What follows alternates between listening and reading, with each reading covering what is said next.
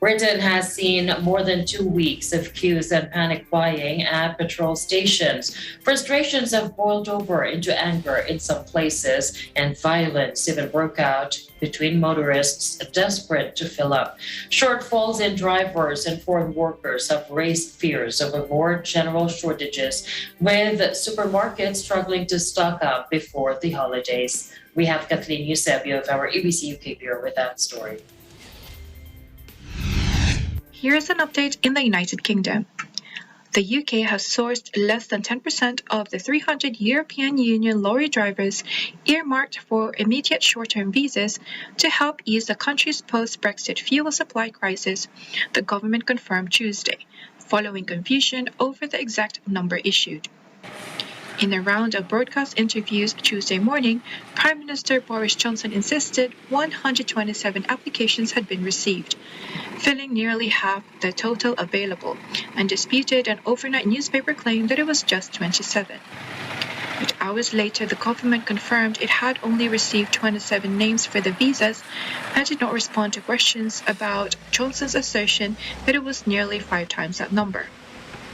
Britain has seen more than 2 weeks of queues and panic buying at petrol stations, particularly in London and southeast England, after supply issues initially prompted the temporary closure of a small number of retailers. It's just panic buying, I guess. Just people are unsure, and the rumors get started and they don't know what to do, and they're just panicking and buying and stocking up, even though it's not necessary so much. Yeah, we have to drive our children to school every day, so we have to have some petrol, and we were running out, so we have to get up early in the morning and try to look for some. It's been a really, really awful situation. I personally didn't know this was happening, so I ran out of petrol last Saturday and haven't had petrol since. Obviously, you guys saw me, and it did get quite emotional and heated. I've got my 2-year-old to get to nursery, I run 2 businesses, I'm all over London. I need to have something in my tank, The government knows how powerful words are and certain stories can be.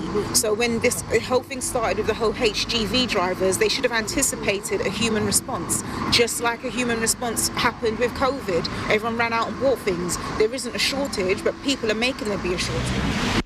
The following run on the pumps has intensified the delivery problems in the tanker and wider haulage sector, with post-Brexit immigration controls blamed for worsening a long-running driver shortage. In response, the government has deployed scores of drivers from the army to help make fuel deliveries in the coming weeks.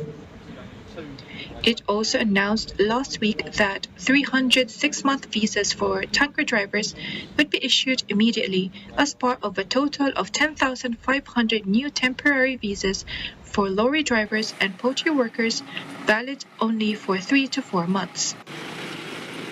Fuel retailers reported the situation in the capital and its surrounding counties was improving Tuesday, with just 15% of petrol stations completely dry.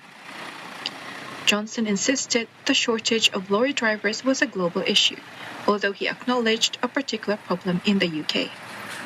Shortfalls in drivers and foreign workers have raised fears of more general shortages. But Johnson again refused to ease entry rules further for foreign workers, even as leaders of several sectors, including retail and hospitality, say they lack staff. And the answer to the present stresses and strains, which are mainly a function of growth and economic revival, is not to reach for that same old lever of uncontrolled immigration, to keep wages low. The answer is to control immigration, to allow people of talent to come to this country, but not to use immigration as an excuse for failure to invest in people, in skills, and in the equipment, the facilities, the machinery. Reporting from London, United Kingdom, I'm Kathleen Eusebio. We live in interesting times.